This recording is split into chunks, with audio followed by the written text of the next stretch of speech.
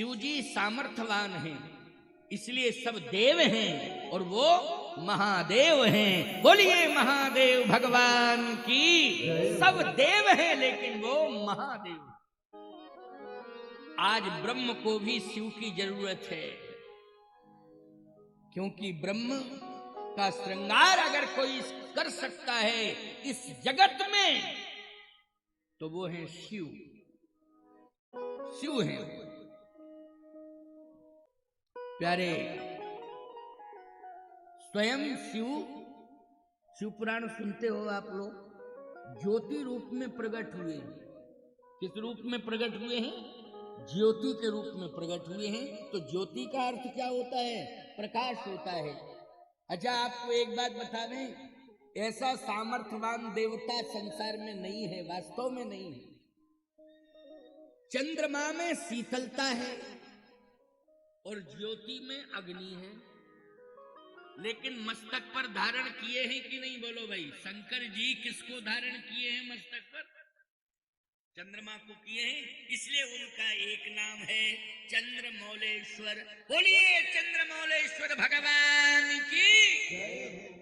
अब सही बताओ जरा, ईमानदारी के साथ बताना कि जहां अग्नि धधक रही हो उसमें उष्णता है और चंद्रमा में शीतलता है, लेकिन इतना सामर्थ्य है शिव में कि चंद्रमा को सिर पर धारण किए हुए और चंद्रमा हट नहीं रहा है, मस्तक पर ही डटा हुआ है।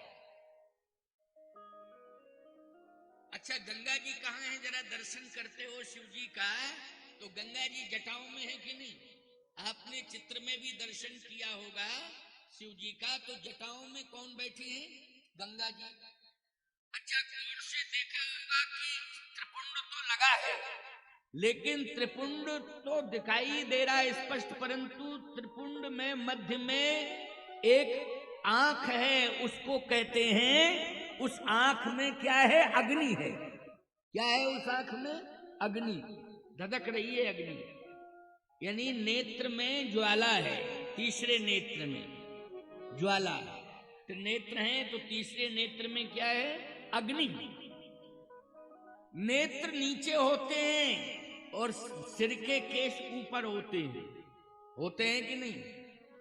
अगर अग्नि ऊपर हो और जल नीचे हो तो अग्नि का अस्तित्व बचा रहेगा, और जल कहीं ऊपर आ जाए और अग्नि नीचे हो तो बोलो भाई, अग्नि का अस्तित्व रह सकता है क्या? नहीं रह सकता है। लेकिन गंगा जी में जल भरा है, जटाओं में है, और मस्तक पर तीसरा नेत्र, उसमें अग्नि की ज्वाला जल रही है, लेकिन आज तक गंगा जी ने तीसरे नेत्र की अग्नि को प्रभावित नहीं किया, सुरक्षित है। इसका मतलब यह है कि ऐसा सामर्थ्यवान देवता कोई हो सकता है जो अग्नि और जल को एक साथ रखे? केवल शिव है। आपको और बतावें विशेषता क्या है? जहां पर अमृत होगा वहां विष नहीं रह सकता है। बोलो भाई, जहां अमृत आ जाए वहां विष रह सकता है क्या? विष का कोई अस्तित्व नहीं। लेकिन शिव जी के पास दोनों एक साथ हैं, अमृत भी है और विष भी है।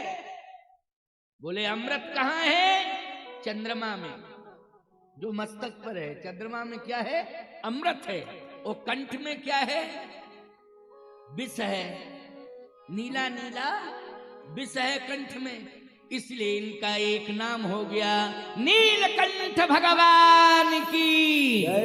नीलकंठेश्वर महादेव की। बोलो नीलकंठेश्वर हो गए कि नहीं? क्योंकि कंठ में क्या है?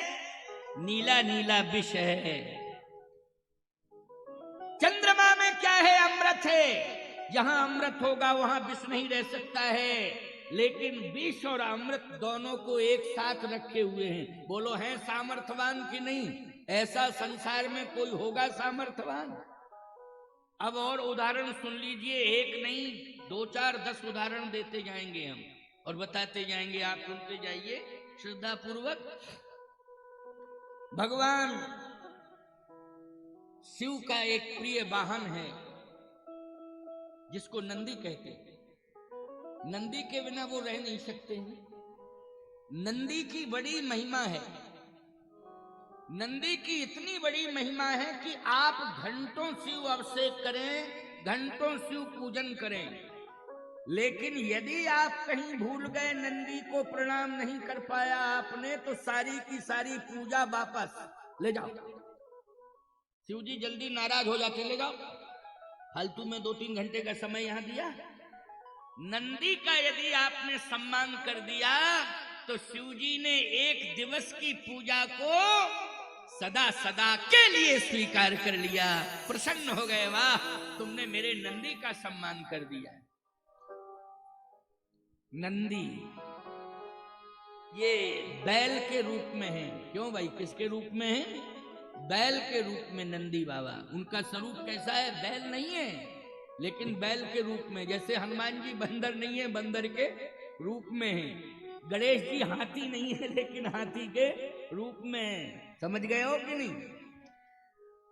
इसलिए नंदी बैल के रूप में बैठे हुए हैं। परंतु पार्वती जी आई तो समस्या लेके चली आई अपने साथ में। क्या बोले? सिंह को लेके आई, सिंह पे बैठ के चली आई हो। अच्छा, पार्वती मैया किस पर बैठी हैं? सिंह पर बैठी हैं कि नहीं? सिंह पर बैठी हैं। कौन? पार्वती मैया। जहां सिंह आएगा वहां बैल का क्या हाल होगा? खतरे में आ जाएगा कि नहीं आ जाएगा? अच्छा, अब समस्या ये है कि पार्वती पत्नी बन के आई और नंदी साथी बन के बैठा हुआ है। अब बोलो किसका त्याग करें? नंदी के बिना रह नहीं सकते। अच्छा, पत्नी के बिना?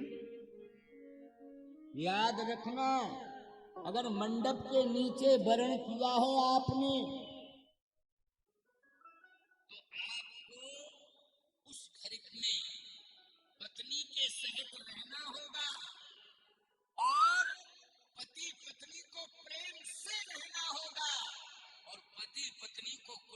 मर्यादा बचा के रहना पड़ेगा, लेकिन साथ में ही रहना पड़ेगा। अगर पत्नी अलग रहती है विवाह के बाद और पति अलग रहता है, बोलो मर्यादा चौपट हो गई कि नहीं हो गई? समाज के लोग धिक्कारेंगे कि नहीं धिक्कारेंगे? अभी शादी होके आई, पत्नी अलग, पति अलग। और सबसे बड़ी बदनामी किसकी? साधारण नहीं, जगत जननी है। पार्वती कौन है? जगत जननी। कितना बड़ा पावर है, कितनी बड़ी शक्ति है, कितनी बड़ी क्षमता है उनके अंदर। आदि शक्ति है, जगत जननी है, भवानी है। अगर वो शिवजी से अलग रहें तो बोलो सनातन धर्म लज्जित हो जाएगा कि नहीं हो जाएगा? लेकिन सिंह को छोड़ नहीं सकती, सिंह को नहीं छोड़ पाएंगे। अच्छा, सिंह के साथ ही रहती हैं कि नहीं रहती? भगवान शिव नंदी को नहीं छोड़ सकते हैं, नंदी के साथ ही रहेंगे। लेकिन क्या गजब का चमत्कार है भोले बाबा का, महादेव का, कि वहीं सिंह बैठा है, वहीं नंदी बैठा है, दोनों आनंद से रह रहे हैं। बोलो ये विशेषता किसकी है? ये विशेषता है भगवान शंकर की, शिव की। इसलिए सब देव हैं, लेकिन ये कौन है? महादेव। सब देव हैं, लेकिन ये महादेव हैं। और सुनिए एक विलक्षण बात, शिव पार्वती दोनों का अनाद काल से एक साथ रहना है। कोई भी शिवालय होगा उसमें पार्वती जी बैठी हैं। बोलो बैठी हैं कि नहीं बैठी हैं? जल्दी बोलो। पार्वती बैठी हुई हैं। कहीं शिवालय बनवाइए, ये बात अलग है कि तुम जबरदस्ती कुछ भी करो, ये अलग बात है कि हम तो शिव जी को ही बिठाएंगे। नहीं नहीं नहीं, वहां भवानी बैठी हैं। याद रखना, अगर विग्रह तुमने स्थापित नहीं किया है तो भगवान शिव के हृदय में बैठी हैं, वो हृदय के अंदर बैठी हैं। अब तुम्हें दिखाई नहीं दे रहा है तो क्या किया? कहां बैठी हैं? शिव जी के हृदय में बैठी हैं। दो बैठे हैं शिव के हृदय में, एक तो राम कथा और पार्वती। आप कहो महाराज तो दो क्यों बिठा लिए? इसलिए बिठा लिया है पार्वती को कि अंदर है रामायण, पढ़ती रहो बैठी बैठी, है रामायण पढ़ती रहो बैठी बैठी। घर में रामायण रख देना और कह देना घर में बैठी रहो रामायण पढ़ती रहो। लेकिन क्या बतावे, रामायण किसी के घर में नहीं हुआ है।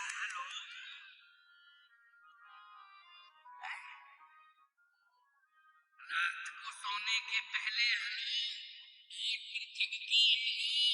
फिर स्नान करके आए, रसोई में गई, हेलो भोजन पूरा तैयार नहीं हो पाया, 6 बार हेलो हेलो हेलो, कितने बार हेलो हेलो, भोजन क्या बनाया तुमने? और उसमें भी अगर किसी ने कोई बात कह दी, चाहे मायके में बात हो रही हो,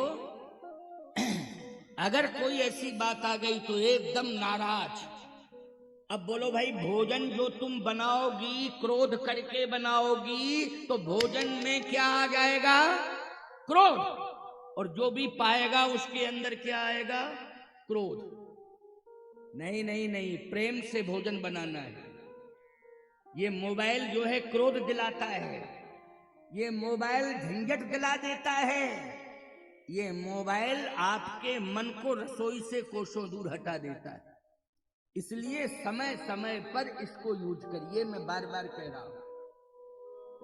और आप सभी से मैं कह रहा हूं, अगर स्वस्थ रहना है, आरोग्यता तुम्हारे जीवन में रहे, मस्तिष्क तुम्हारा परम पवित्र बना रहे और दीर्घायु रहो, स्वस्थ दीर्घायु रहो, तो थोड़ा मोबाइल को आवश्यकता के अनुसार यूज करो, ज्यादा यूज करने की आवश्यकता नहीं है।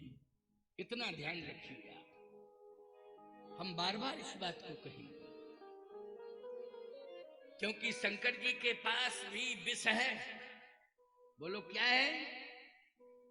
शंकर जी के पास विष है, लेकिन शंकर जी ने ईमानदारी के साथ बताओ, विष को बार बार पिया है कि एक ही बार पिया? जल्दी बोलो, एक बार पिया कि नहीं? लेकिन राम राम बार बार, पेयम पेयम श्रवण पुटके राम नामाभिरामम। बोले पियो पियो पियो, क्या पिए? शास्त्र कहता है राम नामामृत पियो। शिव जी बार बार राम नामामृत पी रहे। इसलिए बार बार मोबाइल से बात नहीं करना है, बार बार मुख से राम राम राम राम राम राम राम राम कहना है।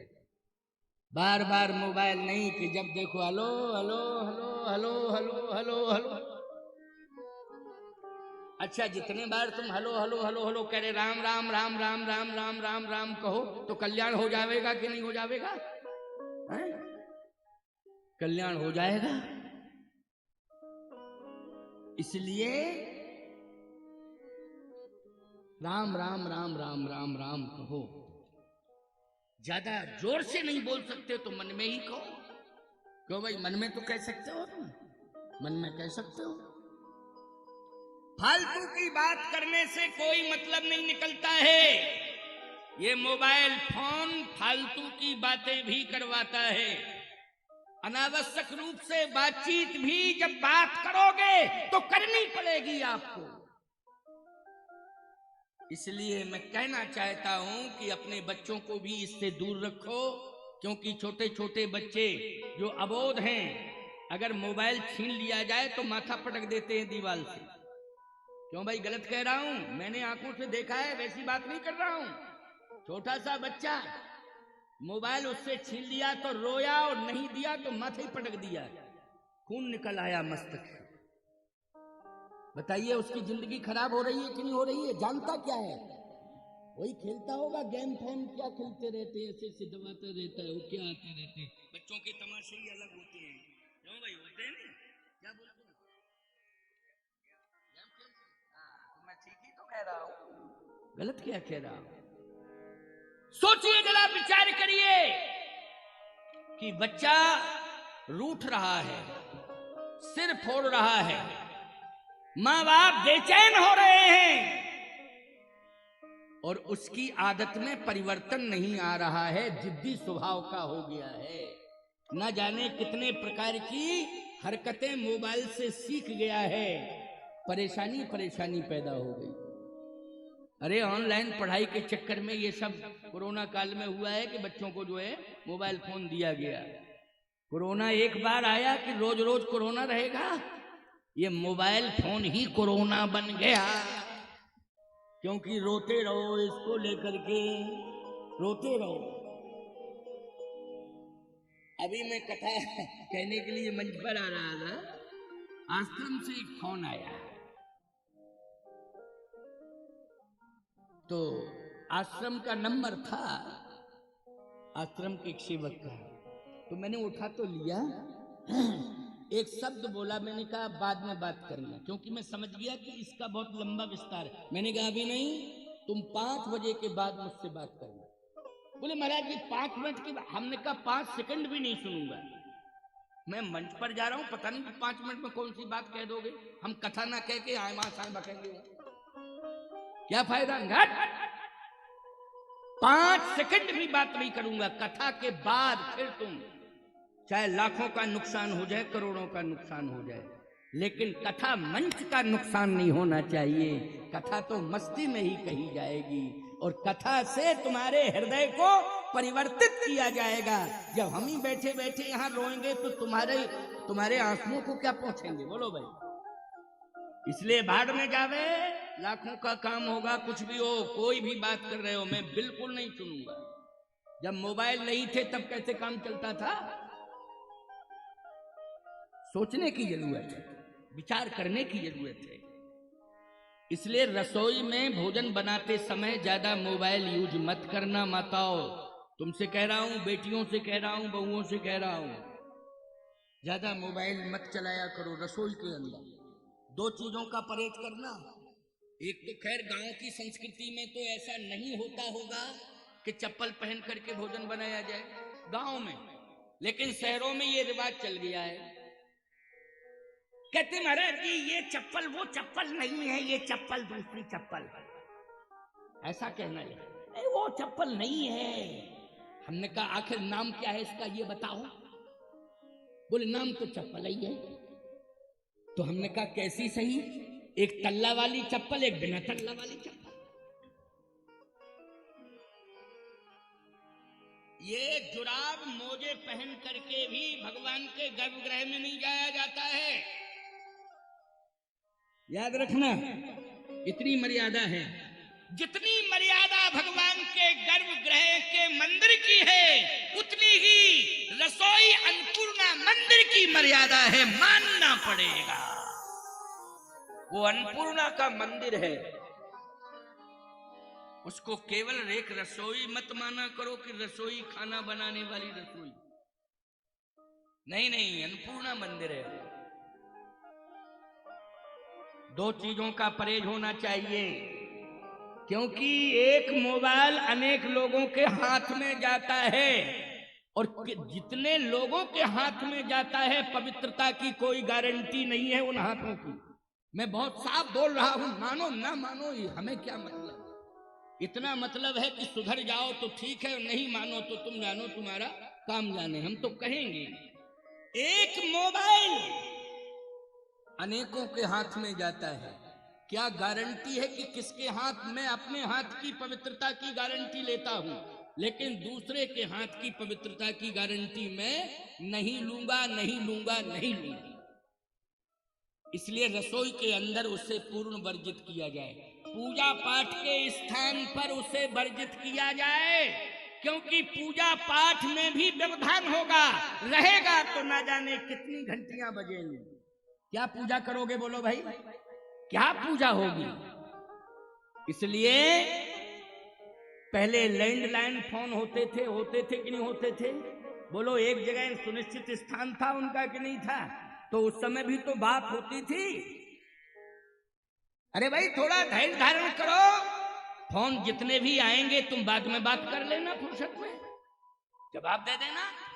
पूजा करते समय और भोजन बनाते समय, हिंदू हो सनातनी हो, श्री राम के देश में रहते हो, मर्यादा पुरुषोत्तम राम की कथा सुन रहे हो, इसलिए आपको पवित्रता पर तो ध्यान देना ही पड़ेगा। नियम नियम होता है, अपवाद अपवाद होता है। अपवाद नियम नहीं हो सकता है और नियम अपवाद नहीं हो सकता है। इसलिए ये संवाद जो चल रहा है इसको सुनिए। हम ये नहीं कह रहे हैं कि आप इस फोन को मत चलाइए या आप जूते चप्पल मत पहनिए, लेकिन कहाँ पहनना है कहाँ नहीं पहनना है, कब पहनना है कब नहीं पहनना है, इस पर विचार करना है। हम भी चप्पल जूते पहनते हैं, लेकिन व्यासपीठ पर आते हैं तो चरण पादुका खड़ाऊं पहन करके आते हैं। क्या पहन के आते हैं? खड़ाऊं। ये मर्यादा है। क्या है ये? मर्यादा है। क्या जूते चप्पल हम नहीं पहनते हैं? सब पहनते हैं। स्नान करने जाते हैं तो चप्पल पहन के ही तो जाते हैं। क्रियाओं से निवृत्त होने जाते हैं चप्पल पहन के जाते हैं। और वॉकिंग करने जाते हैं, सुबह अगर घूमने जा रहे हैं तो वो पैरों की सेफ्टी के लिए जूता पहन के जाता हूं, लेकिन व्यास पीठ पर जूता चप्पल पहन के नहीं आऊंगा। मर्यादा क्या है? खड़ाऊं पहन के ही आऊंगा, वरना नहीं होगी खड़ाऊं तो नंगा पैर चला आऊंगा। पैरे इसी तरह से नंगे पैर चला आऊंगा, निरावरण चरण जिसको कहते हैं, ऐसे ही चला आऊंगा, लेकिन जूता चप्पल नहीं। नियम मानी नियम होता है, नियम को मानना चाहिए। तो आज शिव जैसा सामर्थ्यवान देवता नहीं है जहां पर सिंह और बैल दोनों एक साथ हैं। किसी भी प्रकार से कोई हिंसा ही नहीं है। नहीं तो जहां पर बैल होगा सिंह आ जाएगा, हिंसा हो जाएगी। बोलो, कोई माई का लार रोक नहीं पाएगा, उसी समय आक्रमण हो जाएगा, क्योंकि सिंह हिंसक होता है। वो बैल को कैसे छोड़ेगा?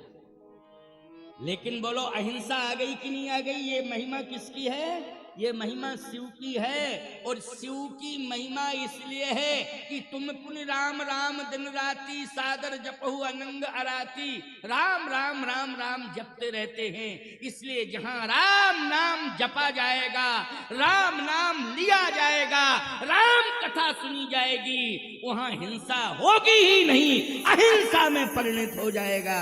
इसलिए हिंसा वाली जगह पर नहीं जाना है हमें, ये अहिंसा वाली जगह है राम कथा।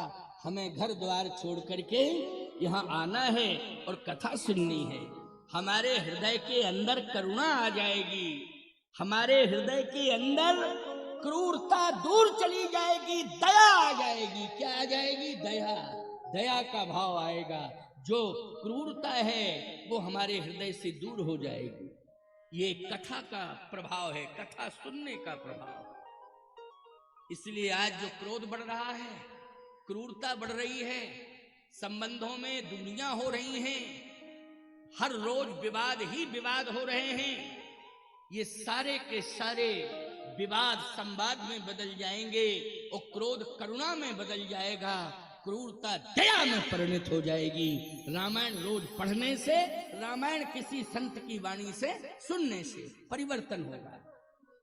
अब आप देखिए कि उनके एक बेटा है कार्तिकेय स्वामी। भगवान शिव पार्वती के पुत्र कौन है? कार्तिकेय जी, उन्हीं को कहते हैं खड़ानंद। वो मोर पर बैठ के चले आए। क्या लेके आए? अपनी अपनी पसंद का वाहन है भाई, इसमें क्या दिक्कत की बात है। जैसे आजकल घर में 3-3, 4-4 गाड़ियां रखी हैं वाहन अपनी अपनी पसंद के, वैसे ही शंकर जी के यहाँ 3-3, 4-4 वाहन है। शंकर जी का वाहन है नंदी, भवानी का वाहन है सिंह, और कार्तिकेय जी आए बेटा वो मोर लेके चले आए। उनका वाहन क्या है? मोर है। लेकिन प्यारे, समस्या इस बात की है कि जहां पर सर्प होंगे वहां मोर पहुंच जाएगा तो सर्पों को खतरा हो जाएगा कि नहीं हो जाएगा? बोलो है, जितने सर्प हैं सब भागना शुरू कर देंगे, पलायनबाजी हो जाएंगे। लेकिन क्या गजब की बात है, बिना सर्पों के शंकर जी रह नहीं सकते, उनका श्रृंगार है। बोलो भाई, सर्प क्या है शिव जी के? बोले श्रृंगार हैं। बिना सर्पों के कैसे रह सकते हैं, लेकिन मोर अगर आ जाएगा तो सर्प रह नहीं सकते हैं। सर्प जो है सब भाग जाएंगे। लेकिन कितना बढ़िया सामंजस्य है कि कार्तिकेय स्वामी मोर पर सवार होके आए, लेकिन मोर भी बैठा हुआ है और सर्प भी जो है भगवान शिव के शरीर से लिपटे हुए हैं। सीधी सी बात यह है, सर्पों के मन में कोई किसी प्रकार का भय नहीं है, भय मुक्त है। सोचो जरा,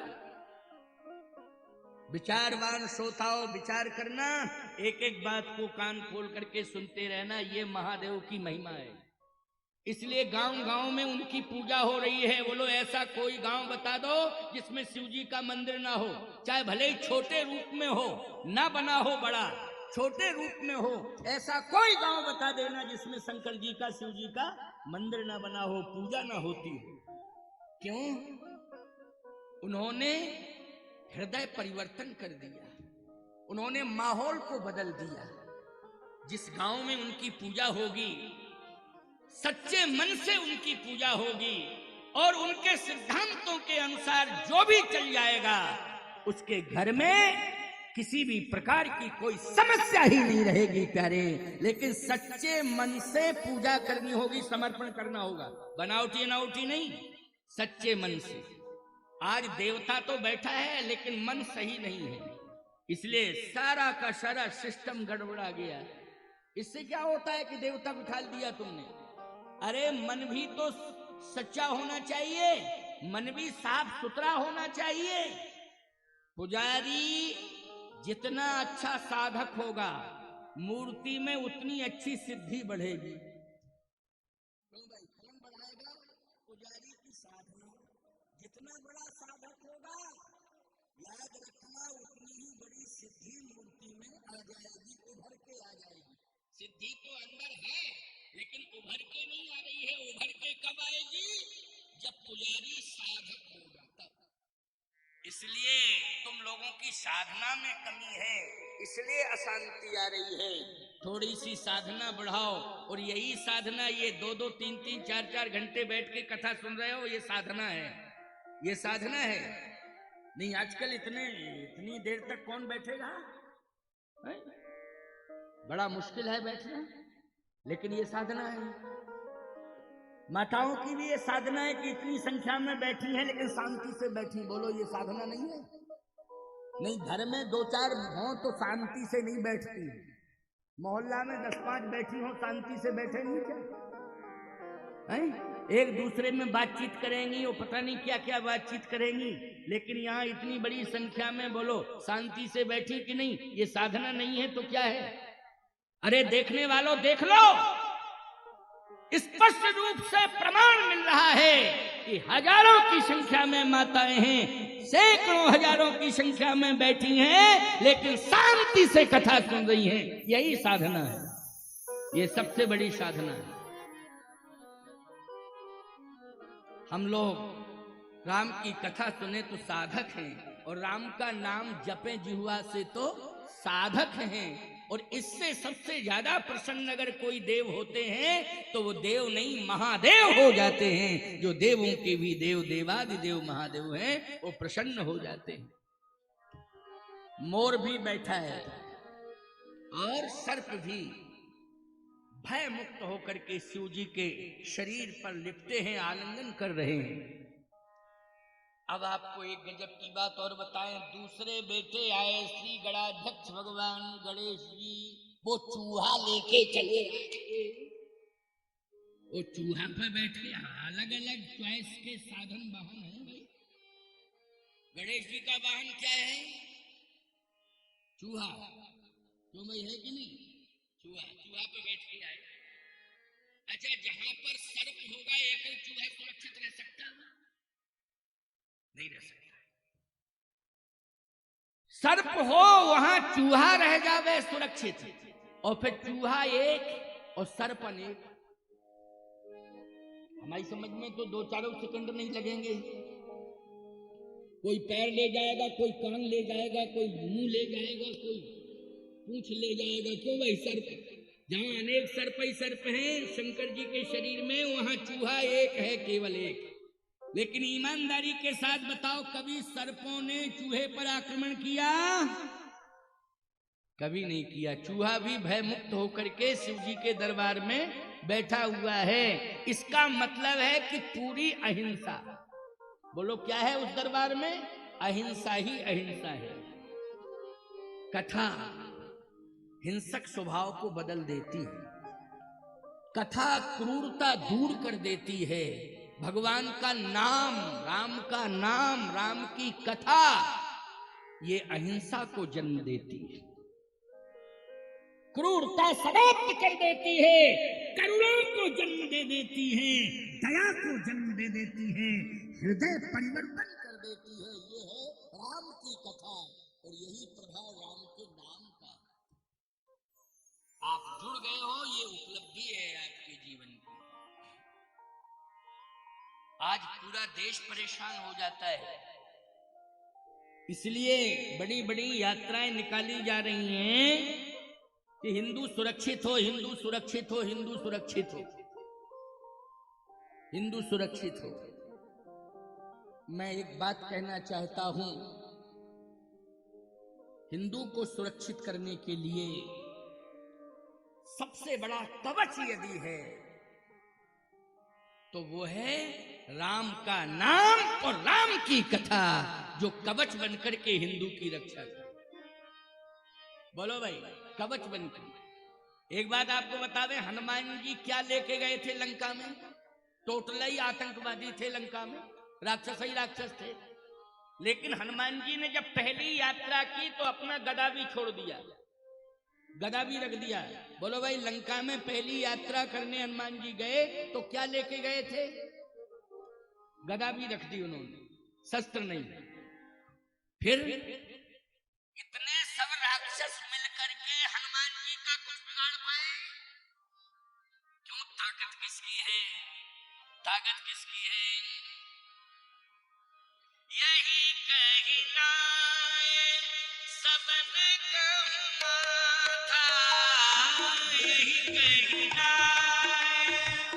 सबने कहना था, चले मुहरस ही धर रघुनाथा, चले मुहरस ही धर रघुनाथा, बार बार रघुवीर समारी, बार बार रघुवीर समारी, कर क्यों पवन तनय बल भारी, कर क्यों पवन तनय बल भारी, कर क्यों पवन तनय बल भारी। प्यारे कुछ भी लेके नहीं गए थे। क्या लेके गए थे? हृदय में राम जी को लेके गए और जुआ पर राम का नाम, प्रभु मुद्रिका मेल मुखमाई, जलदि लांग गए अचरज नहीं, क्योंकि मुद्री में है क्या? राम नाम अंकित अति सुंदर। मेरा तात्पर्य कहने का यह है कि हथियार हाथ में हो और चरित्र नहीं है, मर्यादा नहीं है, तो हथियार नहीं चला पाओ। बोलो भाई, हथियार चलाने की हिम्मत नहीं पड़ेगी, और यदि हथियार चलाओगे तो सफल नहीं हो पाओगे। सफलता कौन दिलाता है? साहस कौन दिलाता है? शक्ति कौन दिलाता है? चरित्र, मर्यादा, राम का नाम, सत्य, धर्म, ये हमारी ताकत है। बोलो, है हमारी ताकत की नहीं? सत्य और धर्म, ये हमारी ताकत है। भगवान राम ने जो युद्ध लड़ा है राक्षसों से, केवल धनुष्मान ही तो थे राम के पास, लेकिन धर्म रथ पर बैठ करके युद्ध लड़ा। किस पर? धर्म रथ पर बैठ कर युद्ध लड़ा है। इसलिए हिंदुओं, तुम कमजोर जो हो रहे हो ना, इसलिए हो रहे हो कि आज तुम सही तरीके से धर्म कर्म नहीं मान पा रहे हो, देवी देवताओं को सही तरीके से नहीं स्वीकार कर पा रहे हो, घर में बैठे हुए बुजुर्ग देवी देवताओं का सम्मान नहीं कर पा रहे हो, इसलिए तुम कमजोर होते जा रहे हो और देवता तुमसे दूर होते जा रहे हैं। अब लाठी डंडा बंदूक से क्या तुम्हें स्वाद से मिल सकती है, वो सफलता हथियार से नहीं मिल सकती है। बोलो भाई, हाथ में हथियार भी होता है और हाथ में आशीर्वाद भी होता है। यदि कोई व्यक्ति हाथ से हथियार दे दे तो तुम सोचो कि हम सफल हो जाएंगे, हमारे पास शक्ति आ गई। नहीं नहीं, जब तक आशीर्वाद नहीं ले लोगे, धर्म को स्वीकार नहीं करोगे, सत्य पर नहीं चलोगे, चरित्र का साम्राज्य स्थापित नहीं करोगे, तब तक शस्त्र लेने से कोई काम बनने वाला नहीं है। इसलिए यही कही नाय सवन कहूं माथा। हनुमान जी जब गए हैं लंका के राक्षसों से लड़ने के लिए तो यही कही नाय सवन कहूं माथा। इसका मतलब क्या है? माथा झुकाने का मतलब है आशीर्वाद लेना। और चलो हरस ही धर रघुनाथ, भगवान को साथ में लेके गए। बोलो विजय मिली कि नहीं मिली, सफल हुए कि नहीं हुए? और बिना हथियार के 75% राक्षस मार दिए। बिना हथियार के हनुमान जी ने 75% राक्षस मार दिए। तो पहली बात तो यह है कि जो खान पान हमारा हो वो मर्यादित है, तब हम तुम्हें हिंदू मानेंगे। अगर गंदा संदा भोजन कर रहे हो तो याद रखना ये राम की मर्यादा नहीं है। सीधी सी बात यह है, तुम हिंदू घर में भले ही पैदा हो गए हो, लेकिन यदि खान पान तुम्हारा शुद्ध नहीं है, पवित्र नहीं है, तो शर्म आनी चाहिए। पहले खान पान पवित्र बनाओ तो शक्ति आएगी। बोलो आएगी शक्ति कि नहीं आएगी? किससे? खान पान शुद्ध होगा तब शक्ति आएगी। खान पान शुद्ध होगा, चरित्र का निर्माण होगा, खान पान स्वच्छ होगा तो निश्चित रूप से हमें साधु संत महात्मा देवताओं का आशीर्वाद ही मिलता रहेगा। इसलिए खान पान परम पवित्र हो जावे। और चंदन और चोटी रखने में संकोच मत किया करो, इसमें शर्म नहीं आनी चाहिए। देखो सिगरेट शराब पीने में शर्म करो, चंदन लगाने में क्यों शर्म कर रहे हो? गाली बकने में शर्म करो, रामायण पढ़ने में शर्म क्यों कर रहे हो? बोलो भाई, गाली बकने में शर्म करो, रामायण पढ़ने में क्यों शर्म कर रहे हो? सावधान, शराब पीने में शर्म करो, गाय का दूध पीने में शर्म क्यों कर रहे हो? बोलो भाई, दूध पीने में शर्म कर रहे हो और शराब पीने में चैलेंज दे रहे हो। नहीं नहीं, पहले परम पवित्रता आ जानी चाहिए, क्योंकि तुम्हारे साथ केवल तुम्हारी ही ताकत नहीं है, तुम्हारे साथ देवताओं की भी ताकत जुड़ी हुई है। इसलिए देवों की शक्ति जब आ जाती है तो सफलता अवश्य ही मिल जाती है।